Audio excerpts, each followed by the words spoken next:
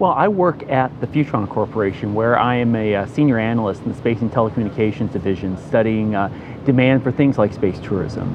In addition to that, I run a few websites such as the Space Review, spacepolitics.com, NewSpace Journal, and spacetoday.net, covering various aspects of the space industry, from the policy to the developments in the new space commercial realm.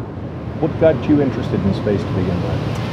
You know, I was always fascinated with space since I was a little kid. I grew up after Apollo.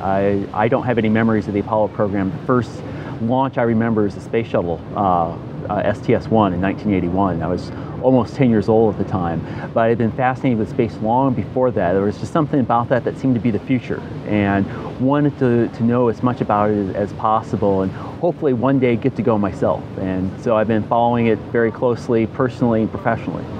Space field changed in the last 3, 4, 5 years that you have been covering it? Well, you know, we've seen, in terms of government programs, a lot of upheaval, because if you go back 5 years ago, we had the Vision for Space Exploration. We were working on the Constellation program, the Ares 1 rocket, the Orion capsule, and then we've seen that all basically thrown out and replaced with a new program, keeping Orion to some degree, but with a much more emphasis on the commercial sector for getting access to low Earth orbit and letting the government handle exploration beyond Earth orbit. And a lot of sausage making in the process of getting to that point. A lot of upheaval and arguments and debate about what direction we should be going in space. On the commercial side, you're seeing a maturing of the capabilities of a lot of these entrepreneurial companies. Things aren't developing nearly as fast as they might have thought of five or so years ago.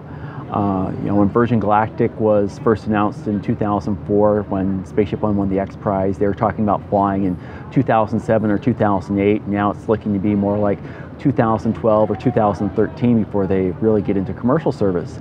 But you're really seeing the PowerPoints turn into hardware. You're seeing actual flight hardware being flown, engines being tested, a lot of interesting developments, and certainly that's true on both the suborbital side and the orbital side, especially with SpaceX. It's a major milestone for SpaceX to develop a brand new launch vehicle, the Falcon 9, and the Dragon capsule, and fly it successfully the first time. And I think that's a major vote of confidence for the growing capabilities and the maturing of the new space sector. On that same trajectory, where do you see space going in the next 4 or 5 years? Well, I think in the next 4 or 5 years, we're going to see on the suborbital side, I think at least one company, perhaps 2 or 3, actually enter commercial service. Flying tourists, flying researchers experiments without the people on board, perhaps other applications we haven't really thought of yet. But you're going to start seeing flights to space on a weekly basis, perhaps approaching a daily basis in the next 5 years or so. On the orbital side, I think you'll have a couple of companies working on the Commercial Crew Development Program for NASA, developing spacecraft that could carry people to the ISS. That's going to be a major enabler for other applications in space, things like Bigelow Space Habitats, perhaps other companies that want to fly people into space for research or entertainment, for tourism, applications like that, that are too prohibitive to do right now on, say, a Soyuz flight, that might be more accessible down the road with one of these vehicles. Now, it might take 5 or 6 years for these vehicles to actually enter commercial service, but I think during that time you'll see some steady progress, some setbacks to be certain, as in the case with any development program. You know, some companies will drop out along the way, which has been true in any industry, that not every company that enters an industry, you know, makes it through. You'll see maybe some consolidation during that period of time as well. But, you know, we've seen enough progress, we've got enough momentum at this point that, you know, I think we're going to see some major developments in the next several years that's really going to benefit the space industry in general. The important thing to note on the suborbital side is there's a real diversity of technical approaches and the markets that they're going after.